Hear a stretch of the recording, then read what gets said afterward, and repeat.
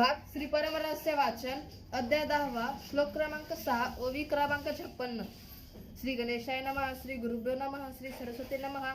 एकाचा बुडता संसार अथवा मुळे घालाया नेती चोर, तेथे लटके बोलून वाचवी जो नर, ते साचकी जाणीजे नातिके सत्य बोलून निश्चितार्थ, येरीकडे होत असे घात, तरी ते साच मानती संत सत्यरूपी असते म्हणून। जो सत्यवादी पुरुष कुशल दोष युक्त न बोले कनवास, कपटी काल्पनिक वाक्यास मुखासी न आणि कधी, सत्यवाक्य जे गुरुचे सदा मुखी उच्चारण त्याचे, अन्यथा घोषणा करी वाचे ते सत्य वा लक्षण पंचवे। आता ऐक दयेचे लक्षण, पीडिता देखे पर जीवा आपण,